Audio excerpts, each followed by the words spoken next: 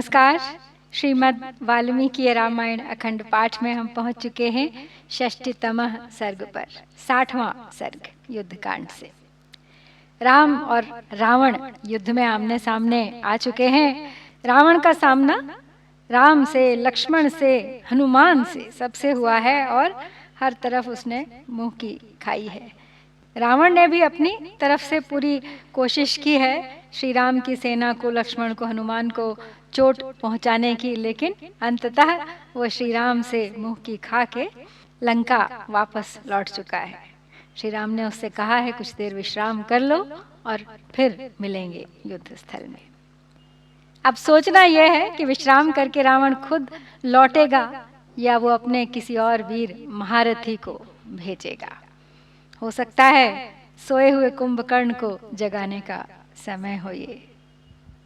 तो चलिए प्रारंभ करते हैं आज का पाठ और देखते हैं युद्ध स्थल में आज का दृश्य।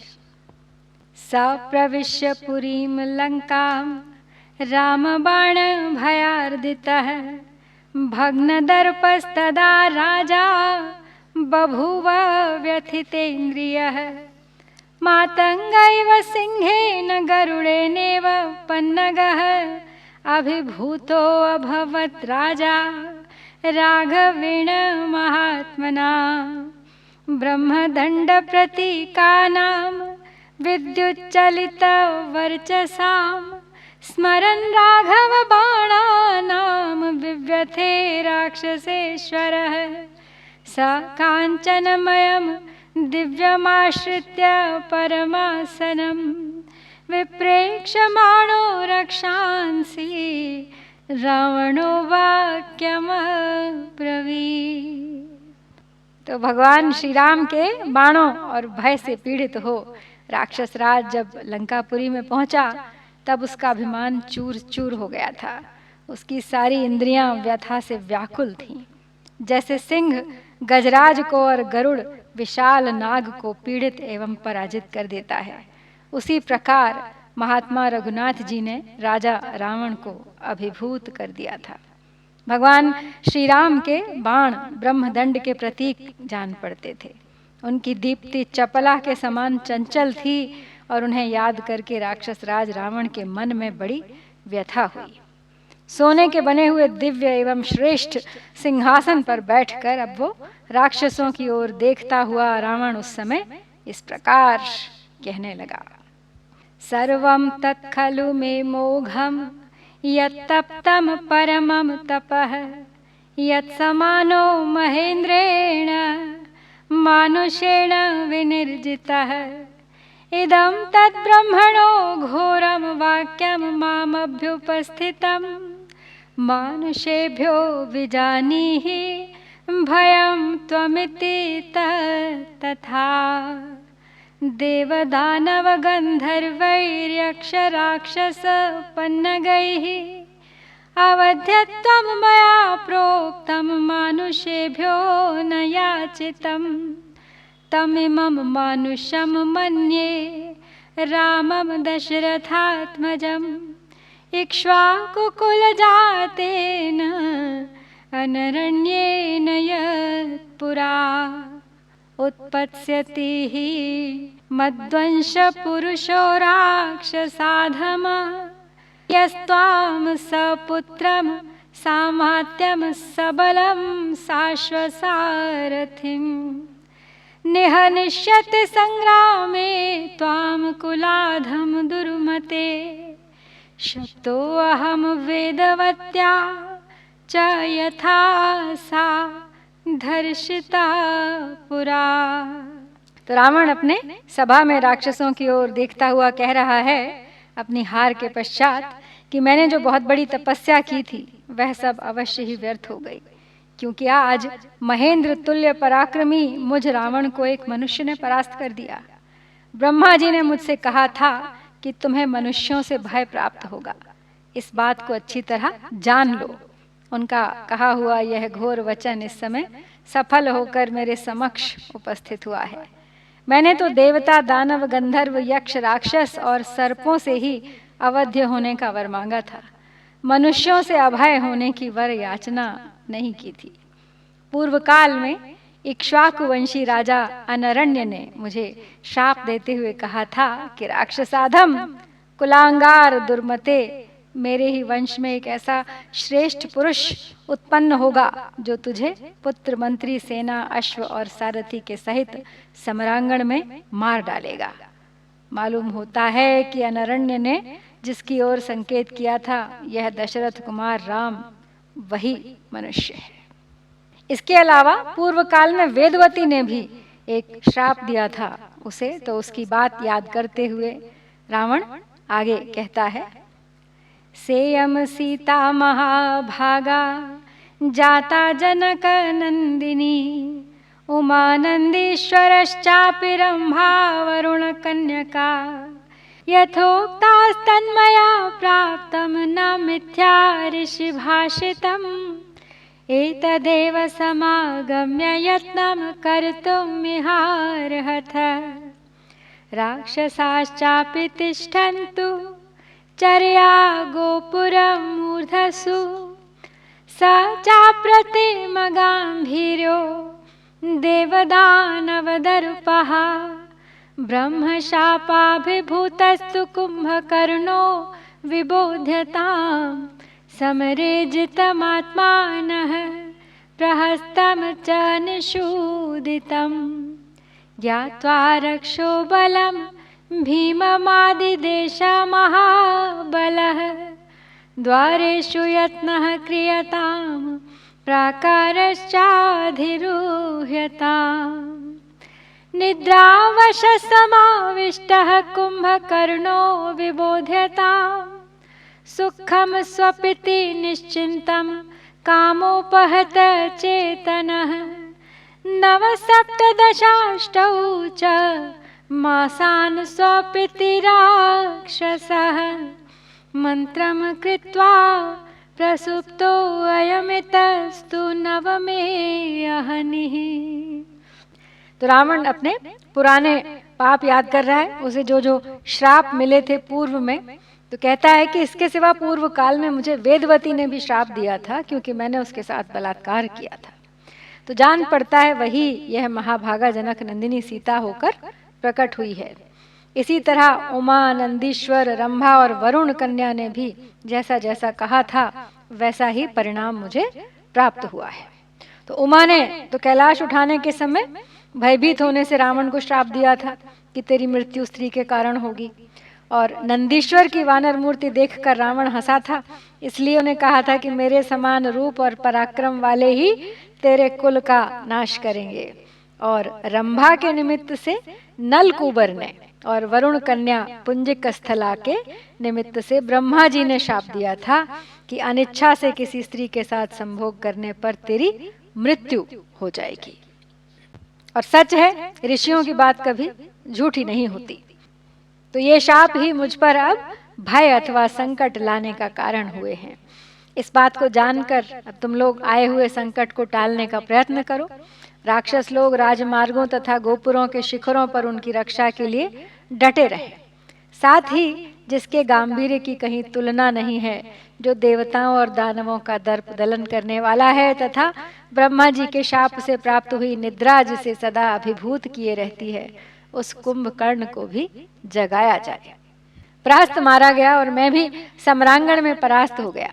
ऐसा जानकर महाबली रावण ने राक्षसों की भयानक सेना को आदेश दिया कि तुम लोग नगर के दरवाजों पर रहकर उनकी रक्षा के लिए यत्न करो, परकोटों पर भी चढ़ जाओ और निद्रा के अधीन हुए कुंभकर्ण को जगा दो। मैं तो दुखी, चिंतित और अपूर्ण काम होकर जाग रहा हूँ, और वह राक्षस काम भोग से अचेत हो बड़ी निश्चिंतता के साथ सुखपूर्वक सो रहा है। वह कभी 9, कभी 7, कभी 10 और कभी 8 मास तक सोता रहता है। यह आज से 9 महीने पहले मुझसे सलाह करके सोया था। तम तु बोधयत क्षिप्रम कुंभकर्णम महाबलम, साहि संख्ये महाबाहु काकुदम सर्वरक्षसाम, वानरान् राजपुत्रौ च क्षिप्रमेव हनिष्यति, एष केतुः परम संख्ये मुख्यो वै सर्वरक्षसाम्, कुम्भकर्णः सदा शेते मूढो ग्राम्य सुखे रतः रामेणाभिनिरस्तस्य संग्रामे अस्मिन् सुदारुणे भविष्यति न मे शोकः कुम्भकर्णे विबोधिते किं करिष्याम्यहं तेन शक्रतुल्यबलेन हि ईदृशे व्यसने घोरे यो न साहाय्य कल्पते ते तु तद्वचनं श्रुत्वा राक्षसेन्द्रस्य राक्षसाः जग्मुः परमसम्भ्रान्ताः कुम्भकर्णनिवेशनम् ते रावणसमादिष्टा मांसशोणितभोजनाः गन्धं माल्यं महद्भक्ष्यामादाय सहसा ययुः। तो रावण ने आज्ञा दे दी कि अब तुम लोग जाओ और महाबली कुंभकर्ण को शीघ्र जगा दो। महाबाहु कुंभकर्ण सभी राक्षसों में श्रेष्ठ है। वह युद्ध स्थल में वानरों और उन राजकुमारों को भी शीघ्र ही मार डालेगा। समस्त राक्षसों में प्रधान यह कुंभकर्ण समर भूमि में हमारे लिए सर्वोत्तम विजय वैजयंती के समान है। किंतु खेद की बात है कि वह मूर्ख ग्राम्य सुख में आसक्त होकर सदा सोता रहता है। यदि कुंभकर्ण को जगा दिया जाए तो इस भयंकर संग्राम में मुझे राम से पराजित होने का शोक नहीं होगा। यदि इस घोर संकट के समय भी कुंभकर्ण मेरी सहायता करने में समर्थ नहीं हो रहा है तो इंद्र के तुल्य बलशाली होने पर भी उससे मेरा प्रयोजन ही क्या है। मैं उसे लेकर क्या करूंगा। राक्षस राज रावण की वह बात सुनकर समस्त राक्षस बड़ी घबराहट में पड़कर कुंभकर्ण के घर गए। रक्त मांस का भोजन करने वाले वे राक्षस रावण की आज्ञा पाकर गंध माल्य तथा खाने पीने की बहुत सी सामग्री लिए सहसा कुंभकर्ण के पास पहुंच गए। ताम प्रविश्य महाद्वारां सर्वतो योजनायतां कुंभकर्ण गुहां रम्यां पुष्पगंध प्रवाहिनीं कुंभकर्णस्य निःश्वासादवधूता महाबलाः प्रतिष्ठमानाः कृच्छ्रेण यत्नात् प्रविविशुर्गुहां तां प्रविश्य गुहां रम्यां रत्नकाञ्चन कुट्टिमां ददृशुर्नैरृतव्याघ्राः शयानं भीमविक्रमम् ते तु तं विकृतं सुप्तं विकीर्णमिव पर्वतं कुम्भकर्णं महानिद्रं समेताः प्रत्यबोधयन् ऊर्ध्वलोमाञ्चिततनुं श्वसन्तमिव पन्नगं भ्रामयन्तं विनिःश्वासैः शयानं भीमविक्रमम्। तो कुंभकर्ण एक गुफा में रहता था जो बड़ी ही सुंदर थी और वहाँ के वातावरण में फूलों की सुगंध छाई रहती थी। उसकी लंबाई चौड़ाई सब ओर से एक एक योजन की थी तथा उसका दरवाज़ा बहुत बड़ा था। उसमें प्रवेश करते ही वे महाबली राक्षस कुंभकर्ण की सांस के वेग से सहसा पीछे को ठेल दिए गए। फिर बड़ी कठिनाई से पैर जमाते हुए वे पूरा प्रयत्न करके उस गुफा के भीतर घुसे। उस गुफा की फर्श में रत्न और सुवर्ण जड़े गए थे जिससे उसकी रमणीयता बहुत बढ़ गई थी। उसके भीतर प्रवेश करके उन श्रेष्ठ राक्षसों ने देखा भयानक पराक्रमी कुंभकर्ण सो रहा है। महानिद्रा में निमग्न हुआ कुंभकर्ण बिखरे हुए पर्वत के समान विकृतावस्था में सोकर खर्राटे ले रहा था।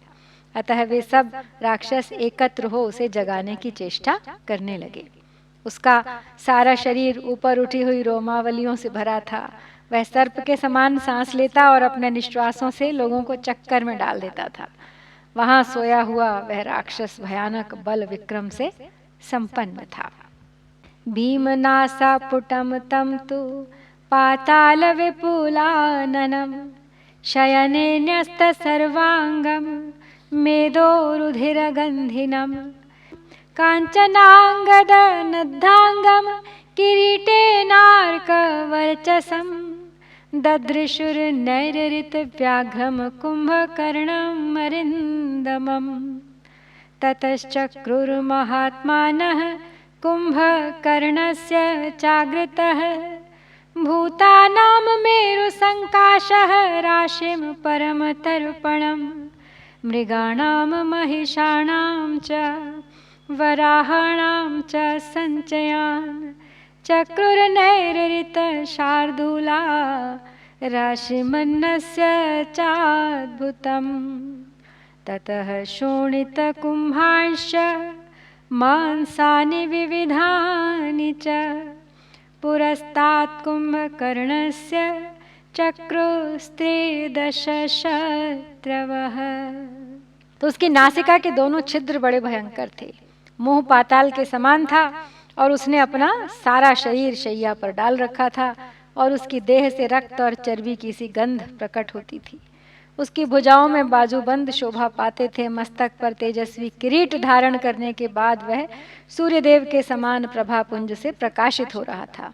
इस रूप में निशाचर श्रेष्ठ शत्रुदमन कुंभकर्ण को उन राक्षसों ने देखा। तदनंतर उन महाकाय निशाचरों ने कुंभकर्ण के सामने प्राणियों के मेरु पर्वत जैसे ढेर लगा दिए, जो उसे अत्यंत तृप्ति प्रदान करने वाले थे। उन श्रेष्ठ राक्षसों ने वहां मृगों, भैंसों और सुअरों के समूह खड़े कर दिए तथा अन्न की भी अद्भुत राशि एकत्र कर दी। इतना ही नहीं, उन देवद्रोहियों ने कुंभकर्ण के आगे रक्त से भरे हुए बहुतेरे घड़े और नाना प्रकार के मांस भी रख दिए। लिलिपुश्च परार्घ्येन चंदनेन परंतपम दिव्यैराश्वासयामासुरमाल्यैर्गन्धैश्च गन्धिभिः धूपगन्धाश्च ससृजुस्तुष्टुश्च परन्तपं जलदायैव चानेदुर्यातु धानास्ततस्ततः शङ्खांश्च पूरयामासुः शशाङ्कसदृशप्रभान् तुमुलं युगपच्चामि विनेदुश्चाप्यमर्षिताः नेदुरास्फोटयामासुश्चिक्षिपुस्ते निशाचराः कुम्भकर्णविबोधार्थं चक्रुस्ते विपुलं स्वरम् स शङ्खभेरीपणवप्रणादं सा स्फोटितक्ष्वेलितसिंहनादं दिशो द्रवन्तस्त्रिदिवं किरन्तः श्रुत्वा विहंगा सहसाहु। तो खाने पीने का सब सामान रखने के पश्चात उन्होंने शत्रु संतापी कुंभकर्ण के शरीर में बहुमूल्य चंदन का लेप किया, दिव्य सुगंधित पुष्प और चंदन सुंघाए, धूपों की सुगंध फैलाई, उस शत्रुदमन वीर की स्तुति की तथा जहां तहां खड़े हुए राक्षस मेघों के समान गंभीर ध्वनि से गर्जना करने लगे। इतने पर भी जब कुंभकर्ण नहीं उठा, तब अमर्ष से भरे हुए राक्षस चंद्रमा के समान श्वेत रंग के बहुत से शंख फूंकने तथा एक साथ तुमुल ध्वनि से गर्जना करने लगे। वे निशाचर सिंहनाद करने लगे, ताल ठोंकने और कुंभकर्ण के विभिन्न अंगों को झकझोरने लगे। उन्होंने कुंभकर्ण को जगाने के लिए बड़े जोर जोर से गंभीर ध्वनि भी की। शंख, भेरी और पणव बजने लगे। ताल ठोंकने, गर्जने और सिंहनाद का शब्द सब ओर गूंज उठा। वह तुमुल नाद सुनकर पक्षी समस्त दिशाओं की ओर भागने और आकाश में उड़ने लगे और उड़ते उड़ते वे सहसा पृथ्वी पर गिर पड़ते थे। यदा भृशं तैर्निनदैर्महात्मा न कुंभकर्णो बुबुधे प्रसुप्तः ततो भुशुण्डीरमुसलानि सर्वे रक्षोगणास्ते जगृहुर्गदाश्च तम शैलशृङ्गैर्मुसलैर्गदाभिर्वक्षः स्थले मुद्गरमुष्टिभिश्च सुखप्रसुप्तुं भुवि कुम्भकर्णं रक्षांस्युदग्राणि तदा निजघ्नुः तस्य निःश्वासवातेन कुम्भकर्णस्य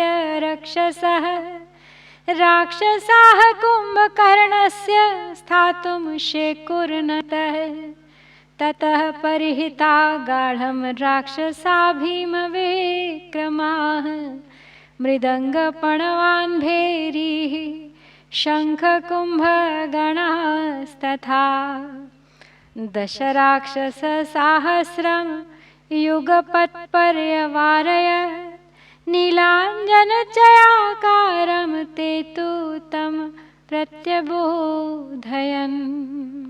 अब उस महान कोलाहल से भी सोया हुआ विशालकाय कुंभकर्ण नहीं जगा।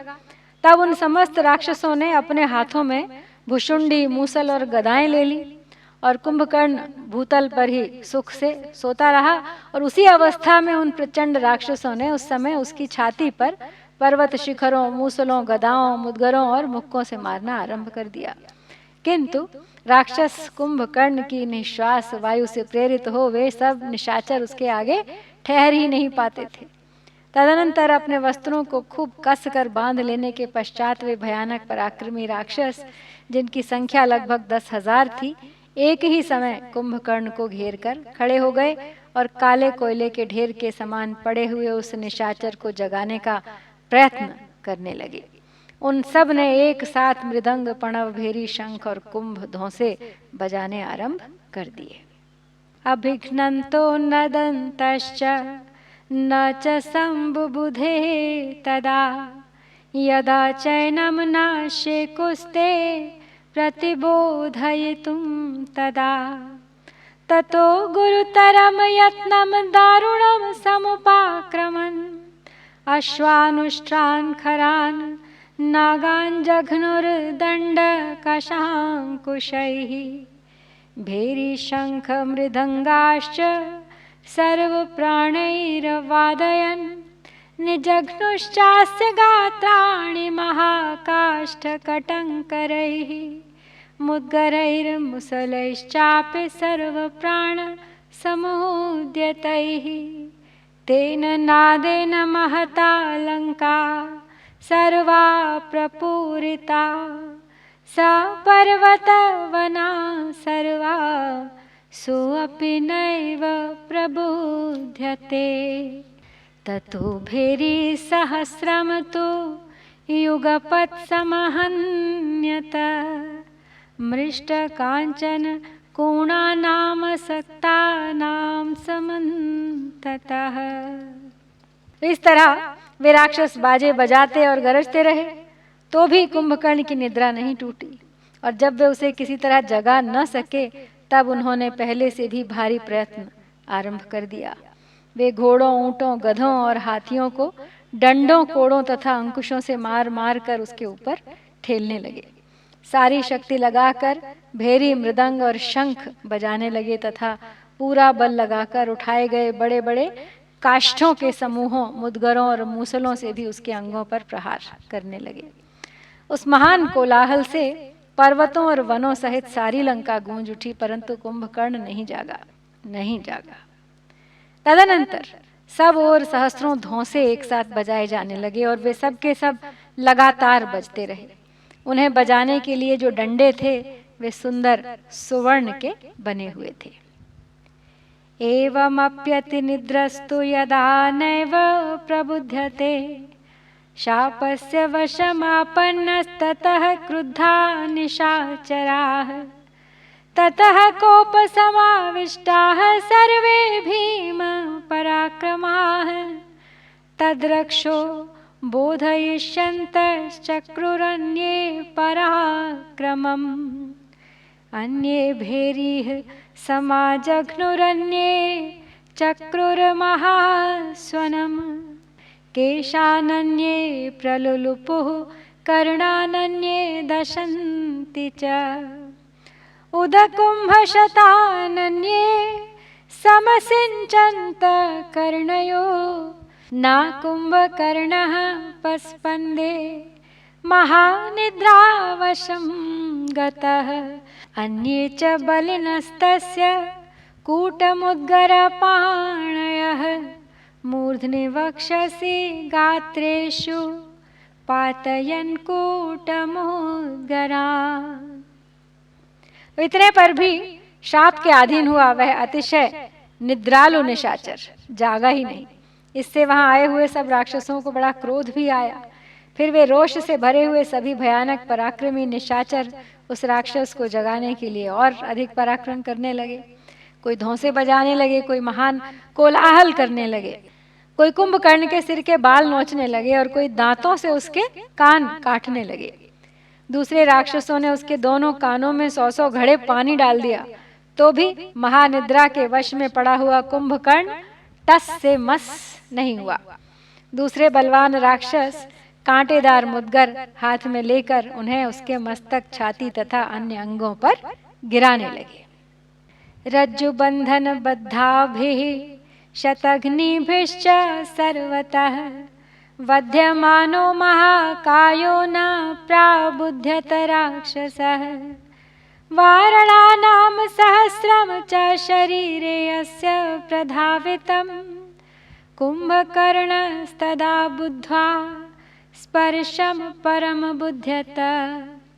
स पात्यमानैर्गिरिशृङ्गवृक्षैर् चिन्तयन्स्तान् विपुलान् पहारान् निद्राक्षयात् क्षुद्भयपीडितश्च विजृम्भमाणः सहसोत्पपातः। स नागभोगाचलशृङ्गकल्पौ विक्षिप्य बाहूजितवज्रसारौ विवृत्य वक्त्रं वडवामुखाभं निशाचरोऽसौ विकृतं जजृम्भे। तस्य जाजृम्भमाणस्य वक्त्रं पातालसन्निभं ददृशे मेरुशृङ्गाग्रे दिवाकर इवोदितः। तो अब रस्सियों से बंधी हुई शतघ्नियों द्वारा उस पर सब ओर से चोटें पड़ने लगी, फिर भी उस महाकाय राक्षस की नींद नहीं टूटी। इसके बाद उसके शरीर पर हजारों हाथी दौड़ाए गए, तब कहीं जाके उसे कुछ स्पर्श सा मालूम हुआ और वह जाग उठा। यद्यपि उसके ऊपर पर्वत, शिखर और वृक्ष गिराए जाते थे, तथापि उसने उन भारी प्रहारों को कुछ भी नहीं गिना। हाथियों के स्पर्श से जब उसकी नींद टूटी, तब वह भूख के भय से पीड़ित हो अंगड़ाई लेता हुआ सहसा उछलकर खड़ा हो गया। उसकी दोनों भुजाएं नागों के शरीर और पर्वत शिखरों के समान जान पड़ती थीं। उन्होंने वज्र की शक्ति को पराजित कर दिया था। उन दोनों बाहों और मुंह को फैलाकर जब वह निशाचर जम्हाई लेने लगा, उस समय उसका मुख बड़वानल के समान विकराल जान पड़ता था। जम्हाई लेते समय कुंभकर्ण का पाताल जैसा मुख मेरु पर्वत के शिखर पर उगे हुए सूर्य के समान दिखाई देता था। साजृम्भमाणो अति बलः प्रबुद्धस्तु निशाचरः निःश्वासश्चास्य संजज्ञे पर्वतादिव मारुतः। रूपमुत्तिष्ठतस्तस्य कुंभकर्णस्य तद्बभौ युगान्ते सर्वभूतानि कालस्येव दिधः क्षतः। तस्य दीप्ताग्नि सदृशे विद्युत्सदृश वर्चसि ददृशा ते महानेत्रे दीप्ताविव महाग्रहौ। ततस्त्वदर्शयन् सर्वान् भक्ष्यांश्च विविधान् बहून् वराहान् महिषांश्चैव बभक्ष स महाबलः। आदद् बुभुक्षितो मासं शोणितं तृषितो अपिबत्। मेदः कुम्भांश्च मद्यांश्च पपौ शक्ररिपुस्तदा। ततस्तृप्त इति ज्ञात्वा समुत्पेतुर्निशाचराः शिरोभिश्च प्रणम्यैनं सर्वतः पर्यवारयन्। तो इस तरह जम्हाई लेता हुआ वो अत्यंत बलशाली निशाचर कुंभकर्ण जब जागा, तब उसके मुख से जो सांस निकलती थी वह पर्वत से चली हुई वायु के समान प्रतीत होती थी। नींद से उठे हुए कुंभकर्ण का वह रूप प्रलय काल में समस्त प्राणियों के संहार की इच्छा रखने वाले काल के समान जान पड़ता था। उसकी दोनों बड़ी बड़ी आंखें प्रज्वलित अग्नि और विद्युत के समान दीप्तिमती दिखाई देती थीं। वे ऐसी लगती थी मानो दो महान ग्रह प्रकाशित हो रहे हों। तदनंतर राक्षसों ने वहां जो अनेक प्रकार की खाने पीने की वस्तुएं प्रचुर मात्रा में रखी थीं, वे सब की सब कुंभकर्ण को दिखाई। वह महाबली राक्षस बात ही बात में बहुतेरे भैंसों और सुअरों को चट कर गया। उसे बड़ी भूख लगी थी, अतः उसने भरपेट मांस खाया, प्यास बुझाने के लिए रक्तपान किया। तदनंतर उस इंद्रद्रोही निशाचर ने चर्बी से भरे हुए कितने ही घड़े साफ कर दिए और वह कई घड़े मदिरा भी पी गया। तब उसे तृप्त जानकर राक्षस उछल उछल कर उसके सामने आए और उसे सिर झुका प्रणाम करके उसके चारों ओर खड़े हो गए। निद्रा विशद नेत्रस्तु कलुषीकृतलोचनः चारयन् सर्वतो दृष्टिं तान् ददर्श निशाचरान् स सर्वान् सान्त्वयामास नैरृतान्नैरृतर्षभः बोधनाद् विस्मितश्चापि राक्षसानिदमब्रवीत् किमर्थम् अहमादृत्य भवद्भिः प्रतिबोधितः कच्चित् सकुशलं राज्ञो भयं वा नेह किञ्चन अथवा ध्रुवं अन्येभ्यो भयं परमुपस्थितम् यदर्थमेव त्वरितैर्भवद्भिः प्रतिबोधितः। उस समय उसके नेत्र निद्रा के कारण अप्रसन्न, कुछ कुछ खुले हुए और मलिन से जान पड़ते थे। उसने सब ओर दृष्टि डालकर वहां खड़े हुए निशाचरों को देखा।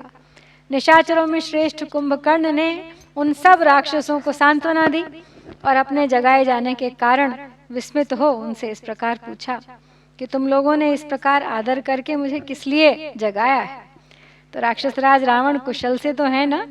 यहाँ कोई भय तो उपस्थित नहीं हुआ है, अथवा निश्चय ही यहाँ दूसरों से कोई महान भय उपस्थित हुआ है जिसके निवारण के लिए तुम लोगों ने इतनी उतावली के साथ मुझे जगाया है।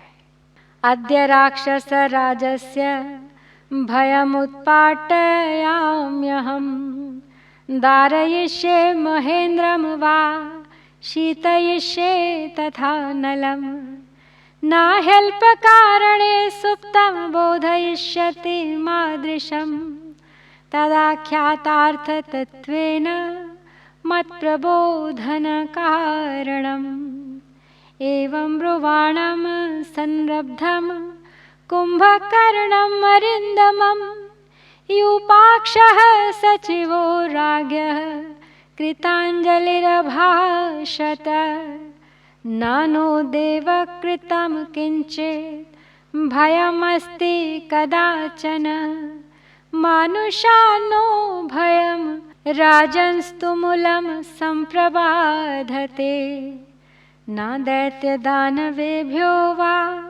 भयमस्ति नः क्वचित् यादृशं मानुषं राजन् भयमस्मानुपस्थितम्।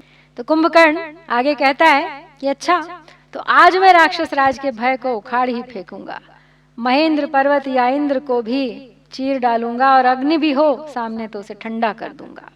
मुझ जैसे पुरुष को किसी छोटे मोटे कारणवश तो नींद से जगाया नहीं जाएगा, अतः तुम लोग ठीक ठीक बताओ मेरे जगाए जाने का कारण क्या है। शत्रुसूदन कुंभकर्ण जब रोष में भरकर इस प्रकार पूछने लगा, तब राजा रावण के सचिव यूपाक्ष ने हाथ जोड़कर कहा, महाराज, हमें देवताओं की ओर से तो कभी कोई भय हो ही नहीं सकता। इस समय केवल एक मनुष्य से तुमुल भय प्राप्त हुआ है जो हमें सता रहा है।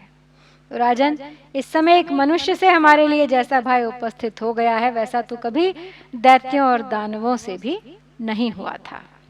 वानरैः पर्वताकारैर्लङ्केयं परिवारिता सीताहरण संतप्ताद् रामानस्तुमुलं भयम् एकेन वानरेणेयं पूर्वमदग्धा महापुरी कुमारो निहतश्चाक्षः सानुयात्रः सकुञ्जरः स्वयं रक्षोधिपश्चापि पौलस्त्यो देवकण्टकः व्रजेति संयुगे मुक्तो रामेणादित्यवर्चसा यन्नदेवैः कृतो राजा नापि दैत्यैर्न दानवैः कृतः स इह रामेण विमुक्तः प्राणसंशयात्।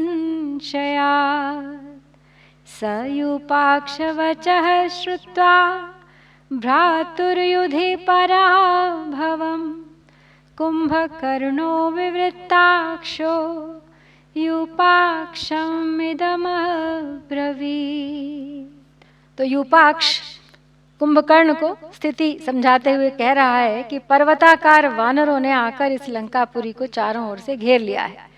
सीता हरण से संतप्त हुए श्री राम की ओर से हमें तुमुल भय की प्राप्ति हुई है। पहले एक ही वानर ने यहाँ आकर इस महापुरी को जला दिया था और हाथियों तथा साथियों सहित राजकुमार अक्ष को भी मार डाला था। श्री राम सूर्य के समान तेजस्वी हैं। उन्होंने देव शत्रु पुलस्त्य कुलनंदन साक्षात राक्षस राज रावण को भी युद्ध में हराकर जीवित छोड़ दिया और कहा लंका को लौट जाओ। महाराज की जो दशा देवता दैत्य और दानव भी नहीं कर सके थे वह राम ने कर दी। उनके प्राण बड़े संकट से बचे हैं। युद्ध में भाई की पराजय से संबंध रखने वाली यूपाक्ष की यह बात सुनकर कुंभकर्ण आंखें फाड़ फाड़ कर देखने लगा और यूपाक्ष से इस प्रकार बोला। सर्वमद्यैव यूपाक्ष हरिसैन्यं सलक्ष्मणं राघवं चारणे जित्वा ततो द्रक्ष्यामि रावणम् राक्षसांस्तर्पयिष्यामि हरिणां मांसशोणितैः रामलक्ष्मणयोश्चापि स्वयं पास्यामि शोणितम्। तत्तस्य वाक्यं ब्रुवतो निशम्य स गर्वितं रोषविवृद्धदोषं महोदरो नैररितयोधमुख्यः कृताञ्जलिर्वाक्यमिदं बभाषे।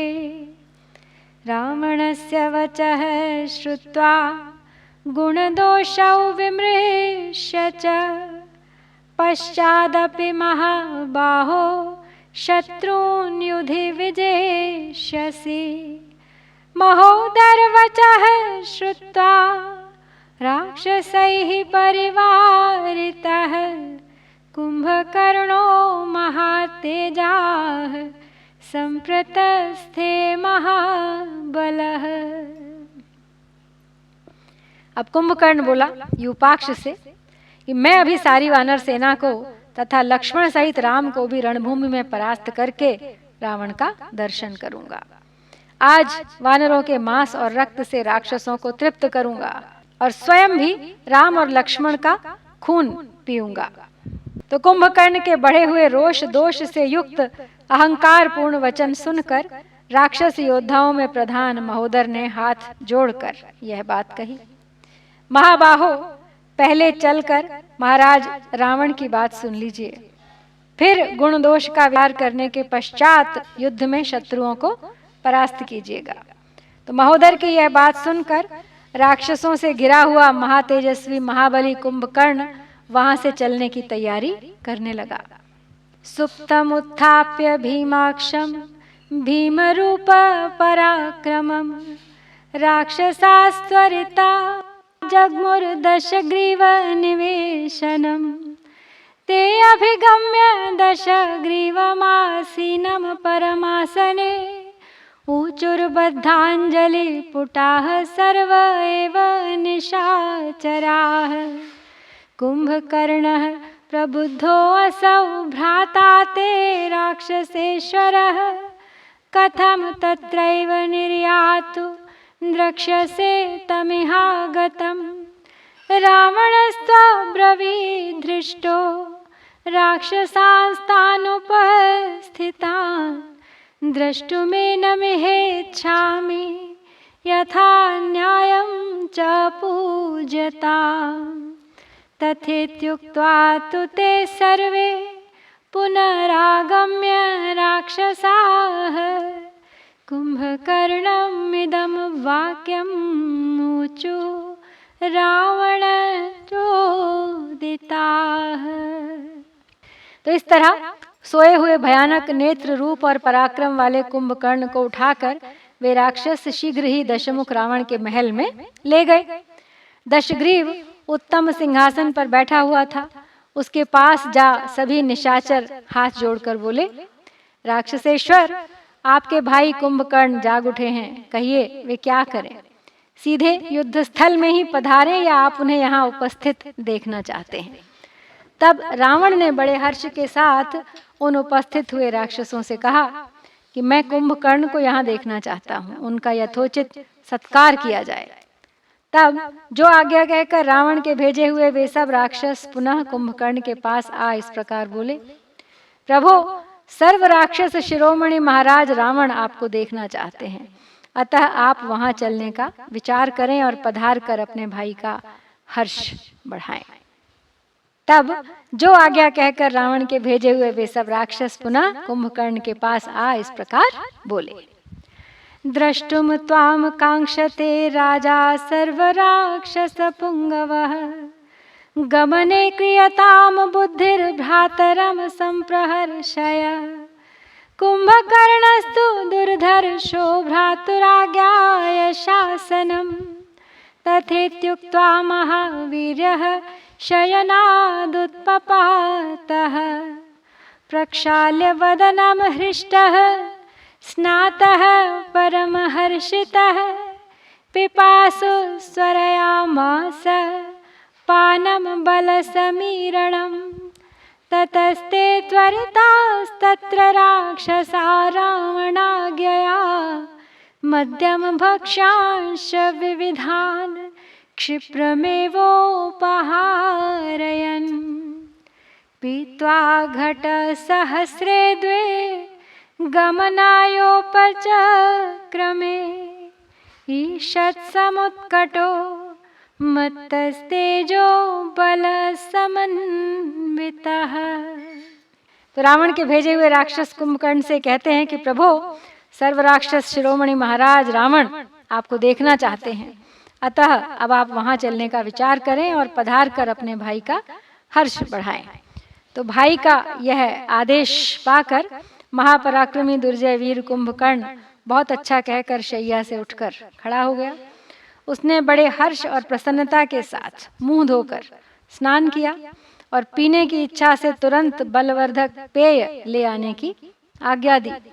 तब रावण से वे सब राक्षस तुरंत मद्य तथा नाना प्रकार के भक्ष्य पदार्थ ले आए। कुंभकर्ण 2000 घड़े मद्य गटक कर चलने को उद्यत हुआ। इससे उसमें कुछ ताजगी आ गई तथा वह मतवाला, तेजस्वी और शक्ति संपन्न हो गया।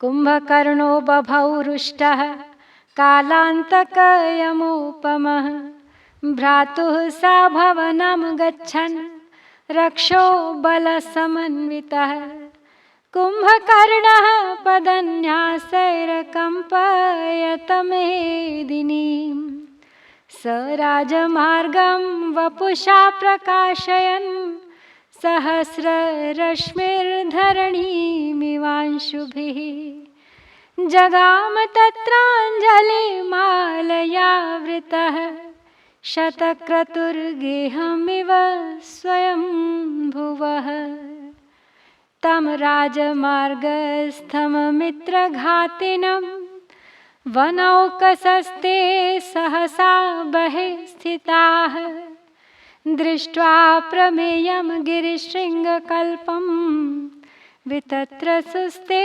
सहयूथपालैः,